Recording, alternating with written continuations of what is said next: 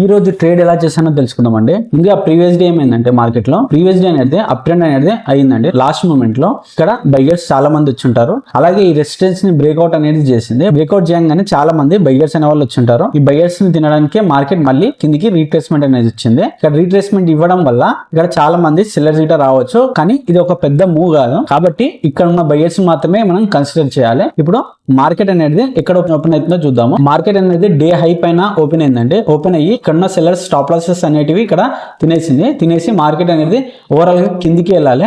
ఎందుకంటే ఓన్లీ ఇక్కడ బయ్యర్స్ ఉన్నారు కాబట్టి కిందికి అనేది వెళ్ళాలి. కాబట్టి నేను 1 మినిట్ లోకి వెళ్ళి ఒక గ్రీన్ కలర్ క్యాండిల్ అనేది రాగానే దానికి ఆపోజిట్ గా నేను ట్రేడ్ తీసుకుందాం అనుకున్నాను.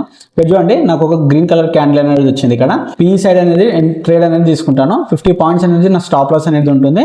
140 పాయింట్స్ అనేది నా టార్గెట్ అనేది ఉంటుంది. ఇక్కడ నా టార్గెట్ అనేది హిట్ అయిందో లేదో చూద్దాము. ఇక్కడ చూడండి, ఇక్కడికి చాలా మంది బయ్యర్స్ నే పిలిచింది మార్కెట్. ఎందుకంటే ఈ క్యాండిల్ ని బ్రేక్ కాగానే ఇక్కడ చాలా మంది క్లోజింగ్ ప్రైస్ అనేది బ్రేక్ డౌన్ అనేది అయింది. కాబట్టి ఇక్కడికి మార్కెట్ అనేది ఖచ్చితంగా పైకి వెళ్ళాలని చెప్పేసి చాలా మంది ఎంట్రీ అనేది తీసుకుంటూ ఉంటారు. ఇక్కడ మార్కెట్ ఏం చేసిందంటే వాళ్ళ స్టాప్ లాస్ తినడానికి మార్కెట్ అనేది కిందికి అనేది వస్తుంది. ఇక్కడ చూడండి, నా టార్గెట్ అనేది హిట్ అయింది. ఇక్కడ ఈ రోజు బ్యాంక్ నిఫ్టీ అనేది బాగా వీక్ గా ఉందండి. సెల్లింగ్ ఎక్కువ శాతం జరిగే అవకాశాలు ఉన్నాయి దీంట్లో. సో ఇలాంటి చార్ట్ ట్రేడింగ్ కాన్సెప్ట్స్ గురించి లైక్ చేసి సబ్స్క్రైబ్ చేయండి.